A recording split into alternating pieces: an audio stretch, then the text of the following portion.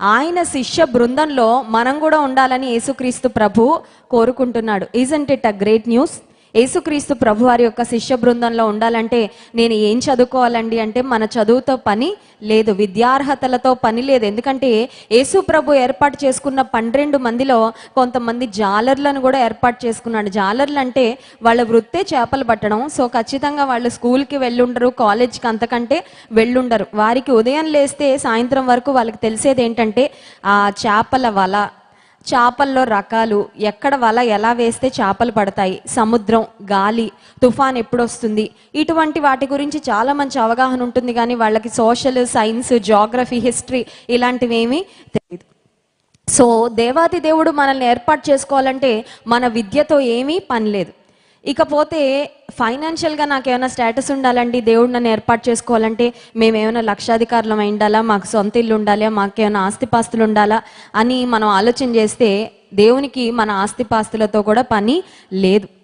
ఆత్మ విషయమై దీనులైన వారు ధన్యులు, పరలోక రాజ్యము వారిది. Blessed are the poor in spirit అని ఉంది. పూర్ అనే మాట అంటే పేదవారిని కూడా దేవుడు ఏర్పాటు చేసుకుంటాడంటే ఎస్. బీద విధవరాలు 2 కాసులు ఇచ్చిందంట, ఆమె యేసుక్రీస్తు ప్రభు పొగిడాడంట. ఒక సారెపతు, షీ వాజ్ అ విడో, ఆమెకు భర్త లేడు, ఒక్కడే ఒక కుమారుడు. ఆమె దగ్గర మిగిలినదల్లా కొంచెం పిండి, కొంచెం నూనె. ఆమెను తన దైవజనుడైన ఏలియాను కరువు దినాల్లో పోషించడానికి దేవుడు ఏర్పాటు చేసుకున్నాడు.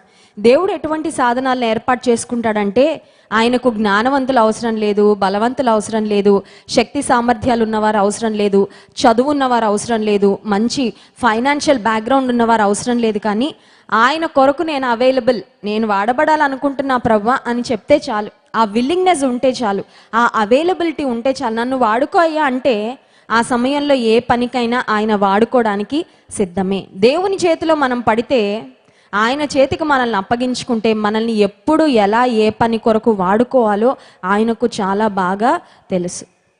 ఉదయకాల సమయంలో దేవుని శిష్యులంగా మనం ఉండాలంటే దేవుడు మన నుంచి ఏం కోరుకుంటున్నాడో దేవుని గ్రంథంలో నుండి మనం గమనిద్దాము. దేవుని పనిలో మనం వాడబడాలంటే మనలో ఉండవలసిన సమర్పణ, మనలో ఉండవలసిన సంసిద్ధత, ఎర్న్ ఫ్రమ్ హిమ్. చూడండి, వాహనాలకు ఎల్ అనే ఒక బోర్డు పెట్టుకొని ఉంటారు, మీరు గమనించారా? డ్రైవర్స్ లైసెన్స్ వచ్చిన తర్వాత ఎల్ అనే ఒక బోర్డు తగిలించుకొని ఆ కార్స్ వెళ్తూ ఉంటాయి.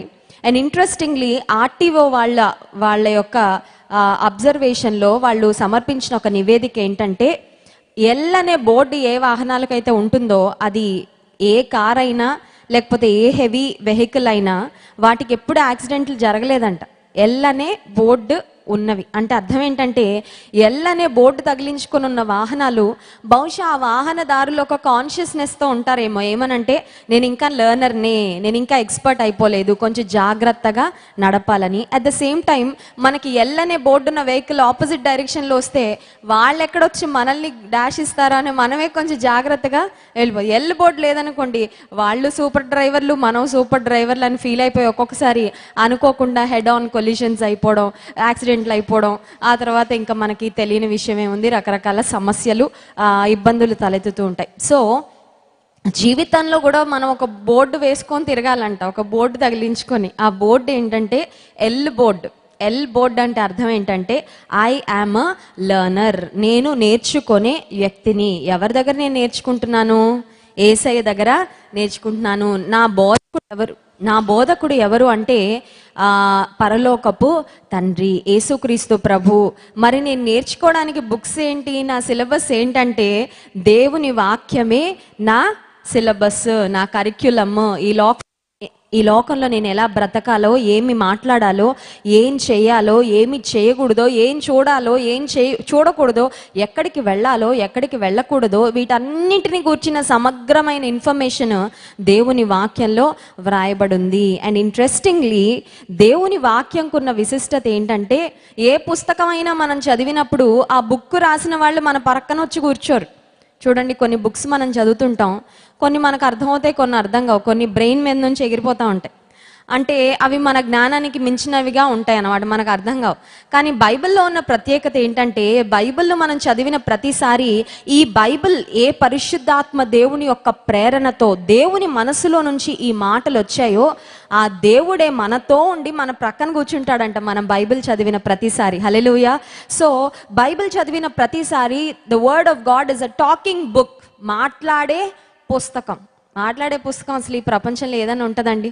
మాట్లాడే చిలుకలు ఉంటాయి, మాట్లాడే పక్షులు ఉంటాయి. మాట్లాడే చిలుకల్ని చాలా అబ్బరంగా చూస్తూ ఉంటారు, చాలా కాస్ట్ పెట్టి కొనుక్కుంటూ ఉంటారు. కానీ ఈ ప్రపంచంలో మాట్లాడే పుస్తకం ఏది లేదు, దేవుని వాక్యము తప్ప. హల్లెలూయా. The word of God is a speaking book, it's a talking book. నీవు నిరాశలో ఉండి వాక్యం తెస్తే దేవుడు నిన్ను చాలా అద్భుతంగా ఆదరిస్తాడు. ఒకవేళ అపజయ భారంతో ఉండి ఇంకెందుకు ఈ బ్రతుకు అని ఒకవేళ నువ్వు ఆలోచనలో ఉన్నట్లయితే దేవుడు తన వాక్యం ద్వారా నీతో మాట్లాడతాడు. ఒకవేళ నీ జీవితంలో దేవునికి ఇష్టం లేని పని ఏదైనా చేస్తూ దేవునికి ఇష్టం లేని మార్గంలో నువ్వు వెళ్ళిపోతూ ఉంటే దేవుడు తన వాక్యం ద్వారా అంటాడు, నువ్వు అటు వెళ్ళడానికి వీలు లేదు, స్టాప్ ఇట్, ఆ పని నువ్వు చేయడానికి వీల్లేదు. కనుక శిష్యరికంలో యేసుక్రీస్తు ప్రభు యొక్క కాలేజ్లో, ఆయన యూనివర్సిటీలో, ఆయన స్కూల్లో మనం జాయిన్ అయిన తర్వాత దేవుడే మనకు బోధిస్తూ ఉంటాడు. దేవుడు మనకు ఎలా బోధిస్తాడు? మన వాక్యం చదివిన ప్రతిసారి బోధిస్తాడు. దేవుని మందిరానికి వచ్చిన ప్రతిసారి సేవకుల ద్వారా దేవుడు మనతో మాట్లాడుతూ ఉంటాడు. He talks to us, he speaks to us. ఈ ఉదయకాల సమయంలో యేసుక్రీస్తు ప్రభు శిష్యులంగా మనం ఉండాలంటే మనం ఏం చేయాలో చర్చ్ మెంబర్స్ అందరు అనుకున్నారంట, అందరికీ కలిపి భోజనాలు ఏర్పాటు చేయాలి అని చర్చ్ వాళ్ళు నిశ్చయించారు. సో డిసైడ్ చేసిన తర్వాత ఆ చర్చ్ ప్రాంగణంలో, ఆ చర్చ్ క్యాంపస్లో ఒక గోట్ ఉందంట, అలాగే ఒక కోడి ఉందంట. ఈ గోట్ కోడి రెండు మాట్లాడుకుంటున్నాయంట. థ్యాంక్స్ గివింగ్ టైంలో దేవునికి కృతజ్ఞతాస్తుతులు చెల్లించి అందరు ఏదో ఒక శ్రేష్టమైన కానుకిస్తూ ఉంటారు. మరి మనం ఏం చేద్దాము అని ఈ గోట్ అలాగే కోడి మాట్లాడుకుంటుంటే కోడి అనిందంట, నాకు ఒక మంచి ఐడియా వచ్చింది. థ్యాంక్స్ గివింగ్లో మన కాంట్రిబ్యూషన్ ఏంటంటే మటన్ కర్రీ అలాగే ఎగ్ ఫ్రై అని చెప్పిందంట. ఏంటంట? Mutton curry, egg fry. Mutton curry అంటే అర్థం ఏంటంటే, ఈ కోడి ఇచ్చిన సలహాలో ఆ గోట్ ఏమో పూర్తిగా బలైపోవాలి, అంటే గోట్ ఏమో పూర్తిగా సమర్పించుకోవాలని కోరుకుంటుంది. కానీ ఈ కోడి మాత్రం తన దగ్గర ఉన్న ఒక కాంట్రిబ్యూషన్ ఉంటుంది అనమాట, అంతే. అంటే కోడి గుడ్డిచ్చినంత మాత్రాన కోడి చచ్చిపోదు కదా. చికెన్ కర్రీ అనొచ్చు కదా, అనట్లేదు. మటన్ కర్రీ, చికెన్ ఫ్రై అనొచ్చు కదా, అలా అనట్లా. మటన్ కర్రీ అంట, గుడ్డు ఫ్రై అంట. అంటే నేను మాత్రం బ్రతికే ఉండాలి, నా దగ్గర ఉన్నది ఏదో కొంచెం ఇస్తాను కానీ పరిపూర్ణంగా మాత్రం నాకు సమర్పించుకునే మనస్సు లేదు అని. దేవుడు మన కొరకు తన సంపూర్ణంగా సమర్పించుకున్నాడు. He gave his everything for us. తనను సంపూర్ణంగా మన కొరకు సమర్పించుకున్నాడు దేవుడు. ఆయన మన నుండి కోరుకుంటుంది కూడా ఏంటంటే పరిపూర్ణమైన సమర్పణ. పూర్ణ హృదయంతో దేవునికి మనం ఏం చేసినా అది మనం పూర్ణ హృదయంతో చేయాలి. హాఫ్ హార్టెడ్నెస్, సగం సగం మనసుతో మనం చేయడం దేవునికి ఇష్టం లేదు. లూకాసు వార్త 14వ అధ్యాయము 26వ వచనంలో దేవుని వాక్యంలో ఉండి ఆయన శిష్యులుగా ఉండవలసిన వారు కలిగి ఉండవలసిన లక్షణాలు ఏంటో వ్రాయబడి ఉన్నాయి. ఒకసారి చదువుకుందాం. లూకాసు వార్త 14వ అధ్యాయము 26వ వచనం. ఎవడైనను నా యొద్దకు వచ్చి తన తండ్రిని, తల్లిని, భార్యను, పిల్లలను, అన్నదమ్ములను, అక్క చెల్లెండ్రను, తన ప్రాణమును సహా ద్వేషింపకుంటే వాడు నా శిష్యుడు కానేరడు.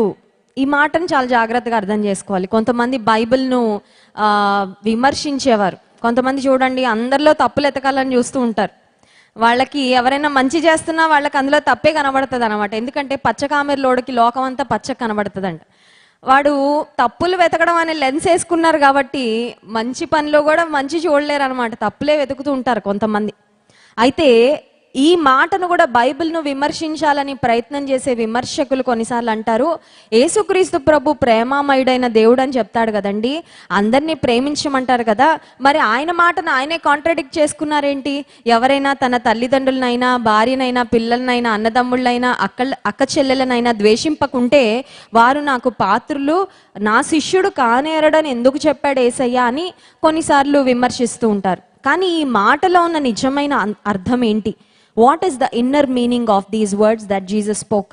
యేసయ్య పలికిన ఈ మాటలలో ఉన్న అంతరార్థం ఏంటి అని మనం గ్రహిస్తే, దేవుని కంటే ఎక్కువగా మనం దేన్ని ప్రేమించినా ఆయన శిష్యులుగా మనము పిలువబడము. It may be your family, it may be your parents, it may be your wife or your husband or your children or your siblings or your job or your property or anything else on this earth. కొన్నిసార్లు మనం దేవుని కంటే ఎక్కువ దేనో ప్రేమించేస్తాం. ఆ తర్వాత దేవుడు మనకు నేర్పిస్తాడు ఏమనంటే, నువ్వు నన్ను ఏ ప్లేస్లో పెట్టాలో అక్కడ పెట్టకపోతే నీకు చాలా చాలా సమస్యలు వస్తాయి. దేవుణ్ణి మొదటి స్థానంలో పెట్టినప్పుడు మనం ఎప్పుడు డిసప్పాయింట్ అవ్వం. దేవుణ్ణి ఆయనకి ఇవ్వవలసిన ప్లేస్, ఆయనకి ఇవ్వవలసిన ప్రాధాన్యత ఆయనకి ఇచ్చినప్పుడు జీవితంలో ఎప్పుడు కూడా మనం కృంగిపోం. కానీ కొన్నిసార్లు ఏమవుతుందంటే, వివాహం అవగానే భార్య అనుకుంటుంది నాకు మొత్తం దేవుడు నా భర్తే అనుకుంటారు కొంతమంది. చూడండి, కొంతమంది పతి దేవుడు అంటారు. పతి దేవుడు అవుతాడా? మనిషే. నీతో పాటు ఓకే జీవితకాలం ఉంటాడు, నీ జీవిత భాగస్వామి కరెక్టే, బెటర్ హాఫో బెస్ట్ హాఫో, కానీ వారు కూడా దేవుని తర్వాతే. దేవుడు కంటే ఎక్కువ ఎవరినైనా ప్రేమించేసామంటే చాలా దెబ్బలు ఎదుర్కోవాల్సి వస్తుంది. భర్తలు కూడా అంతే. కొన్నిసార్లు వివాహం కాగానే ఇంకా అమ్మ నాన్నని ప్రక్కన పెట్టేస్తారు. అబ్బో నా భార్య నాకు దేవత అనుకుంటారు, అయిపోయినట్టే. ఆ తర్వాత కొన్నిసార్లు తల్లిదండ్రులు ఉంటారు, పిల్లలు పుట్టగానే, ఓ కొడుకో కూతురో పుట్టగానే అబ్బో వీళ్ళే మాకు ఇంకా సర్వస్వం అనుకుంటారు. ఆ పిల్లలే వారిని భయంకరంగా డిసప్పాయింట్ చేస్తారు. నాకు తెలిసి ఒక కుటుంబం, వారికి ఒక కుమార్తె ఒక కుమారుడు. ఆ తండ్రికి ఆ కుమార్తె అంటే ఎంత ప్రేమ అంటే ప్రాణం పెట్టే అంత ప్రేమ అనమాట. చూడండి, యూజువల్గా అమ్మాయిలు అబ్బాయిలు ఉంటే కొన్ని ఫ్యామిలీస్లో ఈ లాజిక్ నడుస్తూ ఉంటుంది అనమాట. ఏంటంటే తండ్రికి ఏమో కూతురు అంటే ఇష్టం, తల్లికేమో కొడుకు అంటే ఇష్టం. రెండు పార్టీలు ఉంటాయి అన్నమాట. ఇక్కడ మన పొలిటికల్ పార్టీలాగా ఇంట్లో కూడా రెండు పార్టీలు ఉంటాయి. అలా పార్టీలు ఉండడానికి వీల్లేదు, అందరం ఒకే పార్టీ. హల్లెలూయా.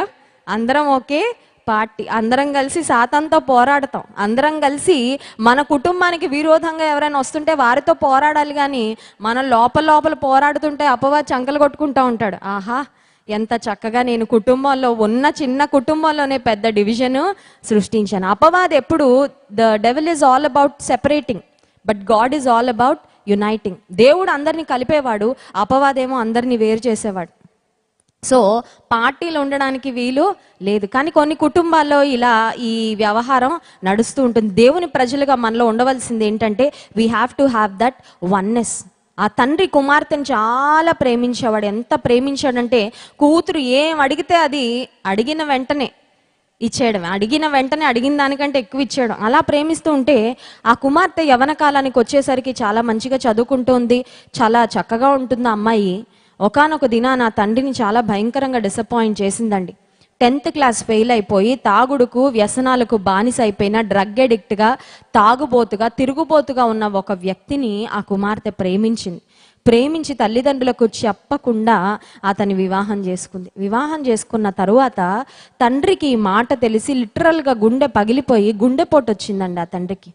ఎంతగా నా కుమార్తెను ప్రేమించానే, ఇంతగా నా కుమార్తె నన్ను డిసప్పాయింట్ చేసిందా? నిజమే ప్రియమైన దేవుని బిడ్డలారా, ఈ విషయాన్ని మనం చాలా జాగ్రత్తగా జ్ఞాపకం ఉంచుకోవాలి. అదేంటంటే, దేవుని కన్నా ఎక్కువగా నువ్వెవరిని ప్రేమించడానికి వీలు లేదు. నీ తల్లిదండ్రులైనా సరే, నీ భార్య అయినా, నీ భర్త అయినా, నీ పిల్లలైనా, నీ ప్రాణ స్నేహితులైనా, ఎవరైనా సరే దేవుని తర్వాత స్థానం మాత్రమే ఈ లోకంలో ఎవరికైనా దక్కాలి, ఈ లోకంలో ఎవరికైనా చెందాలి. కనుక శిష్యులంగా మనం ఉండాలంటే మనం జ్ఞాపకం ఉంచుకోవాల్సిన మొట్టమొదటి అంశం ఏంటంటే, నీ తల్లిదండ్రులైనా, అన్నదమ్ములైనా, భార్యనైనా, పిల్లలనైనా ద్వేషించడం అంటే అర్థం ఏంటంటే, అందరినీ ద్వేషించి అందరికి ఒక శత్రువుగా మారిపోయి ఎప్పుడు ఒక 7 o'clock ఫేస్ పెట్టుకొని ఎవరిని ప్రేమించకుండా, ఆదరించకుండా, పలకరించకుండా ఉండాలని దేవుని చిత్తం కాదు. కానీ దేవుని మొదటగా ప్రేమించాలి.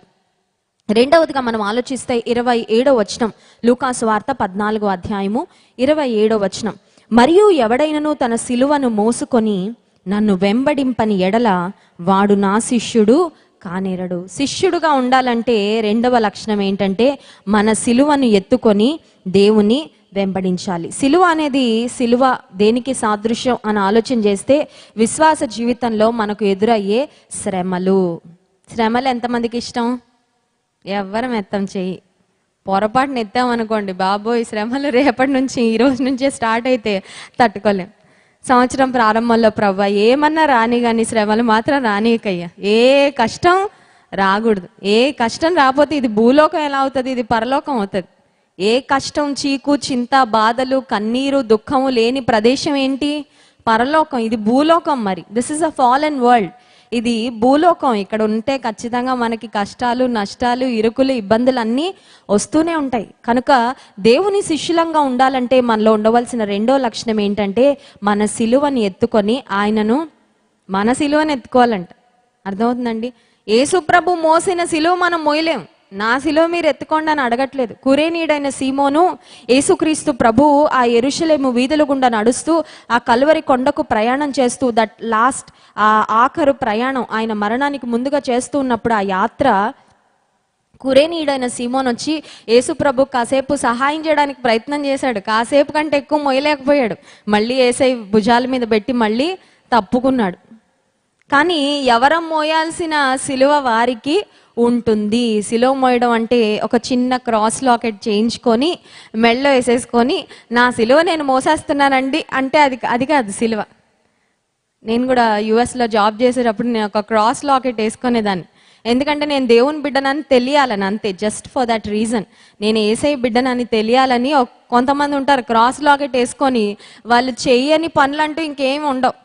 అప్పుడు ఆ సిలువ వేసుకొని అనవసరంగా దేవుని నామానికి అవమానం. కొంతమంది ఫ్యాషన్గా వేసుకుంటారు సిలువ, అదేదో ట్రెండ్ అన్నట్టు. కానీ నిజంగా సిలువను మోయడం అంటే ఏంటి? సిలువను ఎత్తుకొని దేవుని వెంబడించడం అంటే అర్థం ఏంటంటే నీ జీవితంలో ఎదురయ్యే శ్రమలను, కష్టాలను నీవు సహించాలి, భరించాలి. ఒకసారట ఒక వ్యక్తి తన జీవితంలో ఒక పడుకొని నిద్రపోతూ ఉన్నాడు. అతనికి ఒక కల వచ్చింది. ఆ కలలో అతను దేవుని దగ్గరికి వెళ్ళాడు. దేవుడు ఒక రూమ్లోకి అతను తీసుకొని వెళ్ళాడు. నీకు ఒకటి ఇస్తాను బాబు, అది నువ్వు పట్టుకొని వెళ్ళాలని చెప్పాడంట. ఇతను అనుకుంటున్నాడు ఏం గిఫ్ట్ ఇస్తాడో, ఏం బంగారం ఇస్తాడో, వెండి ఇస్తాడో, వజ్రాలు ఇస్తాడో అని చాలా ఆశగా కనపడుతుంటే ఆ రూమ్లో మొత్తం వుడెన్ క్రాసెస్ ఉన్నాయంట, చెక్క సిలువలు ఉన్నాయంట. చెక్క సిలువలు ఉంటే దేవుడు పిలిచి అన్నాడంట, ఇదిగో బాబు ఇది నీ సిలువ, ఈ సిలువ నువ్వు ఎత్తుకొని వెళ్ళు అని అన్నాడంట. ఆ సిలువ ఎత్తాడంట. ఎత్తి కాసేపు అవగానే భుజం లాగేస్తుందంట. అమ్మో ప్రభా, ఈ సిలువ నాకు చాలా బరువుగా ఉంది, చాలా భారంగా ఉంది. ఈ రూమ్లో ఇంకా చాలా సిలువలు ఉన్నాయి కదా, ఇదంతా పెద్ద గోడౌన్లో ఉంది. అంటే ప్రపంచంలో మరి ఒక్కొక్కరు మోయాల్సిన సిలువలు ఉంటాయి కదా, ఒక్కొక్కరు పడే శ్రమలు ఉంటాయి. ఆ వేరే సిలువలు నా సిలువ కంటే కొంచెం లైట్ వెయిట్గా అనిపిస్తున్నాయి. ఆ సిలువ నేను తీసుకుంటాను. వేరే సిలువ ఏదన్నా నాకు లైట్ వెయిట్గా ఏదన్నా సిలువ అనిపిస్తుందేమో, అవి ఒకసారి ట్రై చేసి తీసుకుంటాను, ఛాన్స్ ఇస్తావా అని అడిగితే దేవుడు అన్నాడంట, ఓకే, వేరే సిలువలు ఏమన్నా లైట్ వెయిట్గా ఉన్నాయేమో ఒకసారి చూసుకో అని అన్నాడంట. ఈ వ్యక్తి రూమ్ చుట్టూ తిరిగాడంటే, ఎందుకంటే జీవితాంతం మోయాల్సిన సిలువ కదా మరి. అందుచేత చాలా జాగ్రత్తగా, చాలా ఆసక్తిగా గోడౌన్ అంతా తిరిగి ప్రతి సిలువను భుజం మీద పెట్టుకుంటున్నాడు. అబ్బో ఫస్ట్ సిలువ కంటే ఇది కొంచెం బరువుగా ఉందిలే అంటున్నాడు, మళ్ళీ తీసి కింద పెట్టేస్తున్నాడు. అలా he kept trying all the crosses in that room. And finally ఒక సిలువ దగ్గరికి రాగానే కొంచెం బాగా లైట్ వెయిట్గా అనిపించి, ఇదైతే నేను మోయగలను, ఇదైతే నేను పట్టుకొని నడవగలను అని అనిపించి దేవుని దగ్గర తీసుకొచ్చి అన్నాడంట, ఏసయ్య ఈ సిలువ ఇవి నాకు, ఈ సిలువ అయితే నేను మోయగలను అని అంటే ఏసయ్య అన్నాడంట, నీకు ఫస్ట్ ఇచ్చాను చూడు ఇదే సిలువ, నేను ఫస్ట్ నీకు చేతిలో పెట్టాను కదా ఇదే, నువ్వు మళ్ళీ అన్ని ట్రై చేసుకున్నావు, మళ్ళీ ఆఖరికి దీని దగ్గరకే వచ్చా. దేవుని బిడ్డలుగా మనం ఎంత శ్రమ తట్టుకోగలమో అంత శ్రమే దేవుడు మనకు ఇస్తాడు. మనం సహింపగలిగిన దానికన్నా ఎక్కువ శ్రమ ఆయన మన జీవితంలో అనుమతించడు. కొన్నిసార్లు అనిపిస్తుంది శ్రమల గుండా వెళ్తున్నప్పుడు, ఈ శ్రమల్లో నేను ఇంకా నశించిపోతానేమో, ఈ శ్రమలతోనే నేను చనిపోతానేమో అని. కాదు, శ్రమలు మన జీవితాన్ని ఇంకా మెరుగు పెట్టడానికి వచ్చినవే తప్ప మనల్ని కృషింపజేయడానికి వచ్చేవి కాదు. హల్లెలూయా. Every time you face a struggle, every time you carry your cross, you become a stronger person. నీవు నీ సిలువను మోసిన ప్రతిసారి, సిలువని ఎత్తుతున్న ప్రతిసారి నువ్వు ఇంకా బలము కలిగిన వ్యక్తిగా ముందుకు వెళ్తూనే ఉంటావు. ఆత్మీయంగా నీకు ఇంకా బలం వస్తూనే ఉంటుంది. శ్రమల మార్గంలో దేవుడు మనల్ని ఆయనకి ఇష్టమైన పాత్రలుగా మలుస్తూ ఉంటాడు. కనుక విశ్వాసులంగా, విశ్వాస జీవితంలో don't expect your spiritual life to be a bed of roses. ఆత్మీయ జీవితం అనేది ఒక పూల పాన్పులా ఉంటుంది అని దయచేసి ఎక్స్పెక్ట్ చేయొద్దు. దేవుని నమ్ముకున్నా నమ్ముకోకపోయినా, రక్షణ పొందినా పొందకపోయినా శ్రమలు అనేవి ఏదో ఒక విధంగా మనకు తారసపడుతూనే ఉంటాయి. కానీ విశ్వాస జీవితంలో శ్రమల మార్గం గుండా మనం వెళ్తూ ఉన్నప్పుడు ఈ శ్రమల ద్వారా దేవుని స్వారూప్యతలోనికి మనము మార్చబడతాం. మూడవదిగా మనం ఆలోచిస్తే లూకాసు వార్త 14:28 వచనం, మీలో ఎవడైనను ఒక గోపురము కట్టింపగోరిన ఎడల దానిని కొనసాగించుటకు కావలసినది తన యొద్ద ఉన్నదో లేదో అని కూర్చుండి తగులబడి మొదట లెక్క చూచుకొనని ఎడల అతడు దాన్ని పునాది వేసి ఒకవేళ దాన్ని కొనసాగింపలేకపోయినందున చూచువారందరూ ఈ మనుష్యుడు కట్ట మొదలు పెట్టెను కానీ కొనసాగింపలేకపోయినని అతని చూచి ఎగతాళి చేయ సాగుదురు. దేవుని వెంబడించాలంటే you have to count the cost. దేవుని వెంబడించడం అనేది అదొక స్ట్రాంగ్ డెసిషన్. ఏదో ఈరోజు ఒక చిన్న ప్రేయర్ చేసి నేను వెంబడిస్తా ప్రభు అని రేపొద్దున మళ్ళీ వెళ్ళి లోకంతో కలవడానికి వీలు లేదు. దేవుని వెంబడించాలంటే you have to pay a price. పరలోక రాజ్యం దేవుని యందు విశ్వాసం ఉంచడం ద్వారా, రక్షణ పొందడం ద్వారా మనకు వస్తుంది. కానీ రక్షణ పొందినంత మాత్రాన నువ్వు మళ్ళీ వెనక్కి తిరిగి లోకంలోకి వెళ్ళిపోతే నువ్వు పరలోక రాజ్యంలో ప్రవేశించలేవు. You have to follow Jesus every single day in your life. ప్రతి దినము నీ జీవితంలో యేసయ్యను వెంబడించాలి. ఒకవేళ పందెపు రంగంలో స్టార్ట్ లైన్ దగ్గర పరిగెత్తాము, మధ్యలో కాళ్ళ నొప్పులు వచ్చాయని ఆగిపోయాం అనుకోండి, ఫినిష్ లైన్ దగ్గరికి వెళ్తామా? లేకపోతే మధ్యలో స్టార్ట్ లైన్ దగ్గర ప్రారంభం అయిన తర్వాత ఒకవేళ మధ్యలో ఆడియన్స్ ఎవరైనా పిలుస్తున్నారు అనుకోండి, మీ చైల్డ్హుడ్ ఫ్రెండ్ ఎవరైనా కనబడి హాయ్ ఒకసారి ఆగు కాసేపు నీతో మాట్లాడతానని ఆపితే, అబ్బాయి ఈ ఫ్రెండ్ని చూసి చాలా రోజులైంది మళ్ళీ దొరుకుతారా లేరా అని ఆగిపోయాం అనుకోండి, రన్నింగ్ రేస్లో ఫినిష్ లైన్ దగ్గరికి వెళ్తామా? మనం పొందవలసిన మెడల్ కానీ కప్ కానీ మనం పొందుకుంటామా? విశ్వాస జీవితంలో కూడా యేసుక్రీస్తు ప్రభుని వెంబడించాలని తీర్మానం తీసుకొని పరుగు ప్రారంభించిన తరువాత ఖచ్చితంగా అడ్డంకులు ఉంటాయి, ఖచ్చితంగా ఆబ్స్టకల్స్ ఉంటాయి, ఖచ్చితంగా హర్డిల్స్ ఉంటాయి, డిస్ట్రాక్షన్స్ ఉంటాయి. నీ దృష్టిని మరల్చాలని ప్రయత్నం చేసే ఫోర్సెస్ చాలా ఉంటాయి. కానీ you have to stay focused on your goal. You have to stay focused on your finish line. దేవుని వాక్యం సెలవిస్తుంది, కార్యారంభము కంటే కార్యాంతము మేలు. కార్యారంభము కంటే కార్యాంతము మేలు. నీ విశ్వాస జీవితంలో నీ పరుగుని ఎలా ప్రారంభించావో ముఖ్యం, కానీ నీ పరుగుని ఎలా ముగిస్తున్నావో అంతకంటే ప్రాముఖ్యం. 2 తిమోతి పత్రిక 2వ అధ్యాయం 3 నుండి 5 వచనాల వరకు మనం చూస్తే అపోస్తలుడైన పౌలు తిమోతికి ఈ మాటలు వ్రాస్తూ ఉన్నాడు. తిమోతి ఒక యవనస్తుడుగా ఉన్నాడు. దేవుని పరిచర్య కొరకు మరి చక్కగా తాను సమర్పించుకొని దేవుని సేవలో వాడబడుతున్నాడు. తిమోతికి అపోస్తలుడైన పౌలు రాసిన 2వ పత్రిక 2వ అధ్యాయము 3వ వచనం నుండి, క్రీస్తు యేసు యొక్క మంచి సైనికుని వలె నాతో కూడా శ్రమను అనుభవించుము. సైనికుడు ఎవడును యుద్ధమునకు పోవునప్పుడు తన్ను దండులో చేర్చుకునే వాని సంతోష పెట్టవలనని ఈ జీవన వ్యాపారములలో చిక్కుకొనడు. మరియు జట్టి అయిన వాడు పోరాడునప్పుడు నియమ ప్రకారము పోరాడుకుంటే వానికి కిరీటము దొరకదు. దేవుని యొక్క సైన్యంలో మంచి సైనికులుగా పోరాడాలి. ఇంకొక మాట కూడా ఉంది చూడండి, 1 కొరింథీ పత్రిక 9వ అధ్యాయము 24వ వచనంలో కూడా, 1 కొరింథీ పత్రిక 9వ అధ్యాయం 24వ వచనం, పందెపు రంగమందు పరిగెత్తు వారందరూ పరిగెత్తుదురు కానీ ఒక్కడే బహుమానము పొందునని మీకు తెలియదా? అటువలే మీరు బహుమానము పొందునట్లుగా పరిగెత్తుడి. మరియు పందెమందు పోరాడు ప్రతివాడు అన్ని విషయములయందు మితముగా ఉండును.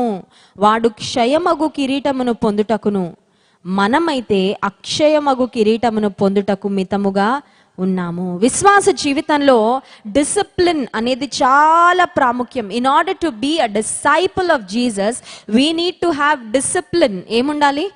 డిసైపుల్ అనే మాటలోనే డిసిప్లిన్ అనే మాట కూడా ఉంది. సో యేసుక్రీస్తు ప్రభు వారి యొక్క శిష్యులుగా మనం ఉండాలంటే శిష్యునికి ఉండవలసిన ఒక లక్షణము క్రమశిక్షణ, క్రమము. ఫుడ్లో క్రమశిక్షణ ఉండాలి. చూడండి, ఎవరైనా స్పోర్ట్స్ పర్సన్స్ ఎవరైనా ఉంటే వాళ్ళు ఆయిలీ ఫుడ్స్, ఫ్రైస్ ఇవన్నీ ఇంత వేసుకొని తినరు. ఇంత ప్లేట్ నిండి రైస్ పెట్టుకొని తినరు. చాలా ఫిట్గా ఉండాలి, హెల్తీగా ఉండాలి, మంచి డయట్ వాళ్ళు తీసుకుంటారు. స్వీట్స్ ఎక్కువ తినరు, ఆయిలీ ఫుడ్స్ ఎక్కువ తినరు, హై క్యాలరీ ఫుడ్స్ ఎక్కువ తినరు, మంచి ప్రోటీన్ డైట్ తీసుకుంటారు, చక్కగా ఫ్రూట్స్ తీసుకుంటారు, వెజిటబుల్స్ తీసుకుంటారు. ఎందుకంటే అవి ఆరోగ్యానికి వారికి చక్కగా సహాయపడతాయి. విశ్వాస జీవితంలో కూడా మనం దేవుని శిష్యులుగా ఉండాలంటే అన్ని విషయములలో ఎలా ఉండాలంట? మితముగా. ఆ మాట అండర్లైన్ చేసుకోవాలి మనం. మితం అంటే ఏంటంటే లిమిట్. దేనిలో లిమిట్ అండి? అన్నిట్లో లిమిటే. కానీ ఈ రోజుల్లో మనకు అన్ని అన్లిమిటెడ్ కావాలి కదా. అన్లిమిటెడ్ డేటా, అన్లిమిటెడ్ కాల్స్, ఏదైనా అన్లిమిటెడ్ ఉంటే ఎంత బాగుండు అని. అన్లిమిటెడ్ సీరియల్స్, ఇంకా అవి ఎప్పటి వరకు వెళ్తాయో తెలియదు మనకి. అన్లిమిటెడ్గా అవి అవుతానే ఉంటాయి. కొంతమంది అన్లిమిటెడ్గా ఫాలో అయిపోతానే ఉంటారు కదండి. మందిరానికి వస్తే మాత్రం టైం అయిపోగానే టైం చూస్తూ ఉంటారు. అన్లిమిటెడ్గా మాట్లాడేస్తుంది ఏంటండి లెస్సీ గారు, ఇంకొంచెం ఆపేస్తే బాగుండు, మరి ఇంటికి త్వరగా వెళ్ళిపోవాలి కదా. జాన్ వెస్లీ గారు అన్లిమిటెడ్గా చెప్పేస్తున్నారు. వాక్యం విషయంలో కొన్నిసార్లు మనం లిమిట్స్ పెట్టుకుంటాం కానీ, దేవుని సన్నిధి విషయంలో లిమిట్స్ పెట్టుకుంటాం కానీ, లోక సంబంధమైన విషయాలన్నీ అన్లిమిటెడ్. చూడండి, పిల్లల్ని ఎప్పుడైనా బీచ్కి తీసుకెళ్తే రారు. ఇంకా మా వాళ్ళని ఎప్పుడైనా బీచ్కి తీసుకెళ్తే ఎంత ఏడుస్తారో. ఆ నీళ్లలోనే ఉండాలి, ఆడాలి. ఎప్పటి వరకు? రేపు పొద్దున వరకైనా ఆడడానికి వాళ్ళు రెడీ అనమాట. ఎందుకంటే దే వాంట్ అన్లిమిటెడ్ ఫన్. కానీ విశ్వాస జీవితంలో అన్ని విషయాలు ఎలా ఉండాలంట? మితముగా. మితముగా అంటే దేనిలో? మాటల్లో కూడా మితంగా. కొంతమంది ఉంటారు వాగుడుగాయలు, వాళ్ళ దగ్గర కూర్చుంటే మనకి చెవులు నొప్పులు వచ్చేస్తాయి. ఎందుకంటే they just keep talking and talking and talking and talking and talking. ఇంకా ఎన్ని మాట్లాడగలరు చెప్పండి? ఎంత మాట్లాడుకున్న వాళ్ళ గురించి మన గురించి కాదు కదా, థర్డ్ పర్సన్ దగ్గరికి వెళ్ళిపోద్ది కాన్వర్సేషన్. అవునా కదా? థర్డ్ పర్సన్, అది నైబర్స్ అయి ఉండొచ్చు, బంధువులు అయి ఉండొచ్చు, వాళ్ళ గురించి ఉన్నవి లేనివి, ఆ తర్వాత భయంకరమైన అపహాస్యం, ఆ నెగిటివ్ మాటలు, సెటైరికల్ వర్డ్స్, హర్ట్ఫుల్ వర్డ్స్, అబద్ధమైన మాటలు, రోమర్స్, వాళ్ళ గురించి ఏం వస్తున్నాయి, ఇవన్నీ మాట్లాడి మితంగా ఉండవలసిన కాన్వర్సేషన్ అన్లిమిటెడ్ కాన్వర్సేషన్ అయిపోగానే విస్తారమైన మాటలు అయిపోతాయి. విస్తారమైన మాటలలో దోషం ఉండక మానదు. అది గంట సేపు ఎవరితోన్నా మాట్లాడామంటే ఆ మాట్లాడగానే దేవుని సన్నిధిలో ప్రార్థన చేసుకోవాలి. ఏమనంటే గంట సేపు అంటే చాలా ఎక్కువ మాట్లాడామయ్యా, ఆ మాటల్లో ఏమన్నా పాపాలు దొర్లుంటే క్షమించండి, మా నోటి మాటల వల్ల మేము తీర్పులో నిలబడకుండా సహాయం చేయండి. కొన్నిసార్లు అవసరమైన మాటలు కాకుండా అనవసరమైన మాటలు, వ్యర్థమైన మాటలు, ఇతరులను బాధించే మాటలు, అసలు అవి జరిగాయో జరగలేదో కూడా తెలీదు. కొన్నిసార్లు నిజమైన విషయాలు ప్రపంచంలో చక్కర్లు కొట్టేదానికంటే రూమర్స్ చాలా ఫాస్ట్గా స్ప్రెడ్ అయిపోతూ ఉంటాయి. ఎవరో వీళ్ళకి ఉద్యోగం ఇచ్చినట్టు ఆ ఫోన్ పట్టుకొని ఏదన్నా ఒక రూమర్ వినపడగానే తెలిసిన వాళ్ళందరికీ చెప్తూ ఉంటారు. ఎవరైనా ఉద్యోగం ఇచ్చారమ్మా నీకు? ఎవరైనా నీకు ఆ పని అని అప్పగించారా? పరలోకపు తండ్రితో మాట్లాడు, నీ పిల్లలతో మాట్లాడు, నీ భర్తతో మాట్లాడు, నీ అమ్మా నాన్నలతో మాట్లాడు, అత్తమామలతో మాట్లాడు. వాటికి టైం ఉండదు. చాలా మందికి ఇంట్లోనే ఉంటారు, అత్తమామలతో మాట్లాడరు కొంతమంది. లేకపోతే తల్లిదండ్రులు ఎక్కడో ఉంటారు, కొంతమంది తల్లిదండ్రులు వృద్ధాశ్రమాల్లో పడేస్తారు, వాళ్ళతో మాట్లాడడానికి టైం ఉండదు. వ్యర్థమైన మాటలన్నీ మాట్లాడడానికి మాత్రం చాలా టైము ఉంటుంది. దేవుని బిడ్డలుగా మనం అన్ని విషయాల్లో ఎలా ఉండాలి? మితంగా. ఇంత ఫుడ్ వండుకున్నాం, మిగిలింది కదా అంతా కడుపులో పడేసుకుంటే ఓ మూల ఉంటుందిలే అని వేసేసుకున్నాం అనుకోండి, ఏమవుతుంది? హెల్త్ పాడైపోద్ది. నెక్స్ట్ రోజు పొద్దున్న లేవడమే వామిటింగ్స్, మోషన్ స్టార్ట్ అయిపోతాయి. ఎందుకంటే మితం లేక వచ్చే సమస్యలు. ఆహార విషయంలో మితంగా ఉండాలి, మాటల విషయంలో మితంగా ఉండాలి, ప్రవర్తన విషయంలో మితంగా ఉండాలి. ఎంటర్టైన్మెంట్ వద్దా? పార్కులు వద్దా? ఇప్పుడంటే ఎవరు ఎక్కడికి వెళ్ళట్లేదులేండి. ఓకే, ఫన్ కావాలి, మంచిదే. షాపింగ్ కావాలా? షాపింగ్ చేయాలా? కొంతమంది షాపింగ్కి వెళ్తే ఇంకా వాళ్ళకి వాచ్ మర్చిపోతారు. అవునా కదా? కొంతమంది భర్తలు అనుకుంటారు మా భార్యలతో మాత్రం షాపింగ్కి ఎన్ని చూసినా వాళ్ళకి తృప్తి ఉండదు. అది తీయండి, ఇది తీయండి. వీళ్ళ షాపింగ్ చేస్తున్న బట్టలు చూడరు, అక్కడ ఎవరో ఏదో చీర తీస్తే అది పట్టుకురమ్మంటారు. అవునా కదా? ఏంటంటే మితము. వెళ్ళింది దేనికోసం, ఏం కొనాలనుకుంటే అది తీసుకొని రారు, ఇంకా అక్కడ టైం గంటలు వేస్ట్ చేస్తూ ఉంటారు. మితం ఉందా? యూట్యూబ్ అని మొదలు పెడతారు. నిన్న రాత్రి ఫాస్టింగ్ ప్రేయర్ మిస్ అయ్యాము, వాక్యం విందామని. అది అలా ఇంకా అవ్వదు. క్లోజింగ్ ప్రేయర్ రాగానే ఆ పక్కనేమో ఉంటాయి సజెషన్స్లో, అక్కడ ఇంకేదో కనబడగానే అక్కడికి వెళ్ళిపోతారు. మళ్ళీ అక్కడి నుంచి ఇంకెక్కడికి వెళ్ళిపోతారు. ఈ యూట్యూబ్ సజెషన్స్ అని ఒకటి పెట్టేసి అవసరం లేనివన్నీ చూపిస్తూ ఉంటుంది. అక్కడి నుంచి అక్కడికి, అక్కడి నుంచి అక్కడికి, ఇండియా నుంచి అమెరికా, అమెరికా నుంచి ఇంగ్లాండ్ నుంచి ఆఫ్రికా, ఆఫ్రికా నుంచి ఆస్ట్రేలియా, మొత్తం ప్రపంచం అంతా తిరిగి వచ్చేసరికి రాత్రి 2 గంటలు అయిపోతుంది. కొంతమందికి రాత్రి 2 గంటల దాకా నిద్రపోట్ల. ఏంటి పరిస్థితి అంటే, మితంగా ఉండక. ఫోన్ చూడొద్దా? చూడాలి. టెక్నాలజీ వాడుకోవద్దా? వాడుకోవాలి. లోకంలో ఏం జరుగుతున్నాయో తెలుసుకోవద్దా? తెలుసుకోవాలి. వార్తలు వినొద్దా? వినాలి. అయితే దానిలో కూడా ఒక మితము, ఒక పరిమితి మనం కలిగి ఉన్నప్పుడు దేవుని శిష్యులంగా మనము బ్రతుకుతాం. కనుక 3వ ప్రాముఖ్యమైన అంశం ఏంటంటే, అన్ని విషయాల్లో మనం క్రమశిక్షణ కలిగి మితముగా ఉండాలి. దేనికి నీ సమయం ఎక్కువ వెచ్చిస్తున్నావు? దేనికి నీ ఇంట్రెస్ట్ ఎక్కువ ఉంటుంది? దేని కొరకు నీ ఆసక్తి ఎక్కువగా కనపరుస్తున్నావో దాని విషయంలో ఒక చెక్ మనము పెట్టుకోవాలి. ఆ తర్వాత మనం గమనించినట్లయితే లూకాసు వార్త 14వ అధ్యాయము 31వ వచనం నుండి, లూకాసు వార్త 14వ అధ్యాయము 31వ వచనం నుండి కొన్ని మాటలు చదువుకుందాం. మరియు ఏ రాజైనను మరి ఒక రాజుతో యుద్ధము చేయబోవునప్పుడు తన మీదికి 20,000 మందితో వచ్చు వానిని 10,000 మందితో ఎదిరింప శక్తి తనకు కలదో లేదో అని కూర్చుండి మొదట ఆలోచింపడా?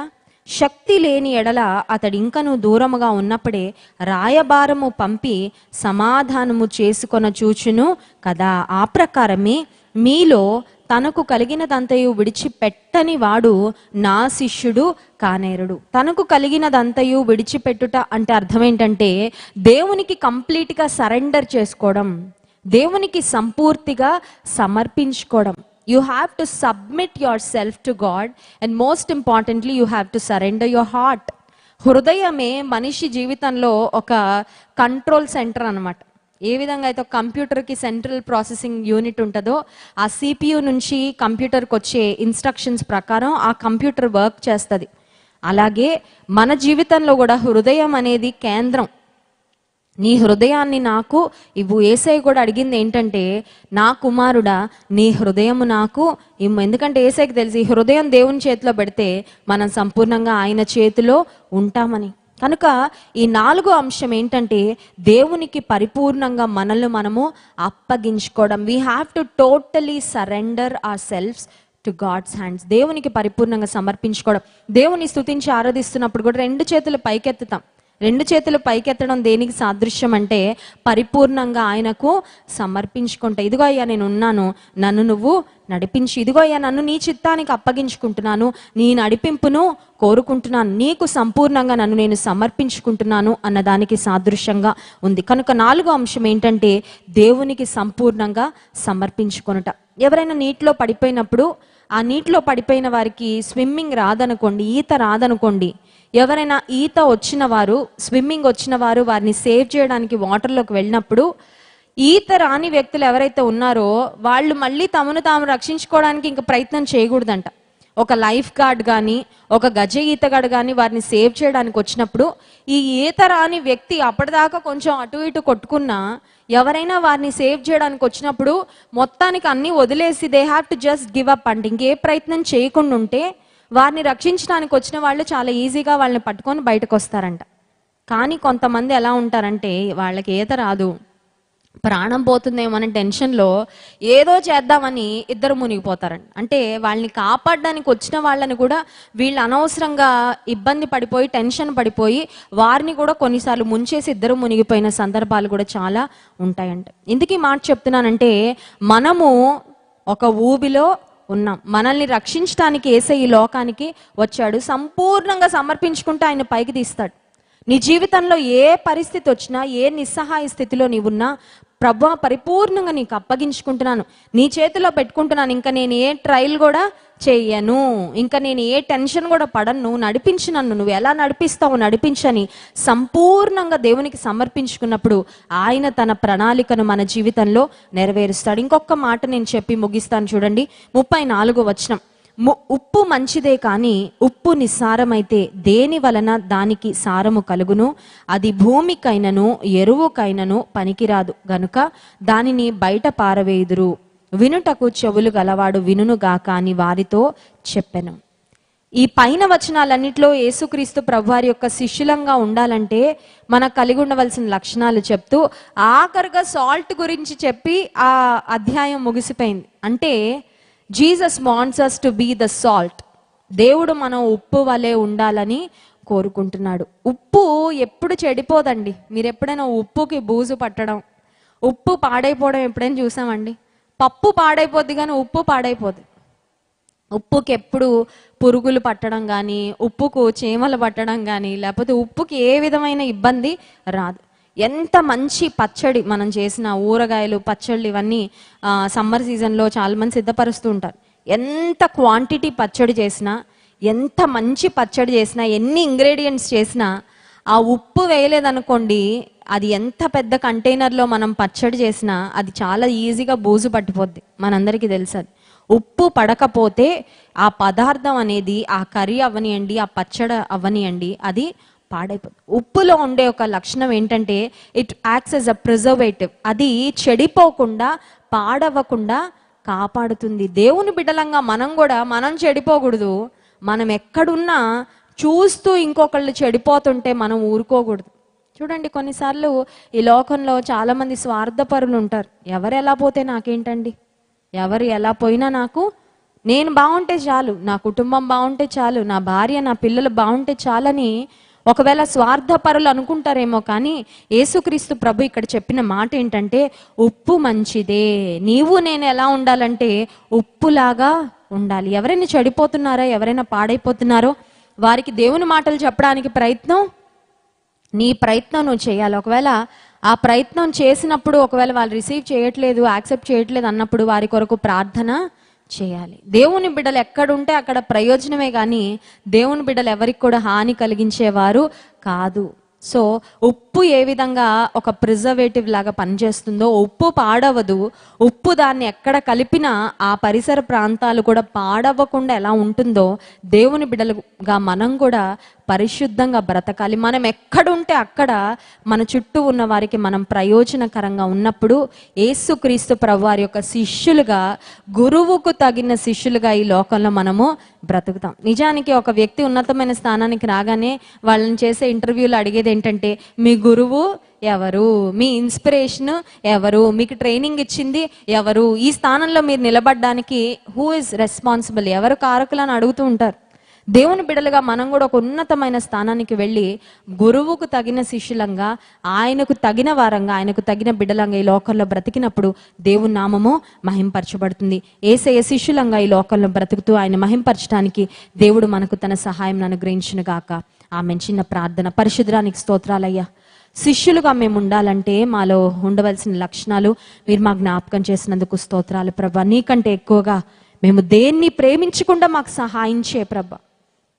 మాకు ఇచ్చిన ఇల్లు అయినా, మాకు ఇచ్చిన వాహనమైన, ఉద్యోగమైన, భర్త అయినా, భార్య అయినా, బిడ్డలైనా, స్నేహితులైనా, అందమైన వస్త్రాలైన ఏది కూడా ప్రభా నీకంటే ఎక్కువగా మేము ప్రేమించకుండా నాయన నీకే మొదటి స్థానం మేము ఇవ్వడానికి సహాయం చేయండి. అంత మాత్రమే కాదు, మా సిలువని ఎత్తుకొని మమ్మల్ని మేము ఉపేక్షించుకొని నిన్ను ప్రతిదినము వెంబడించే కృపను మాకు ఇవ్వండి ప్రభా. శిష్యునికి తగిన నోరు మాకు ఇవ్వండి అయ్యా. మా గురువుకు తగిన శిష్యులంగా, మా పరలోకపు గురువు నీవు ప్రభా. నీకు తగిన వారముగా ఉప్పు వలె, వెలుగు వలె ఈ లోకంలో బ్రతకడానికి సహాయం చేయండి. విన్న వాక్యం మా హృదయాల ఫలింప చేయండి. యేసు నామమున ప్రార్థిస్తున్నాము తండ్రి, ఆమేన్.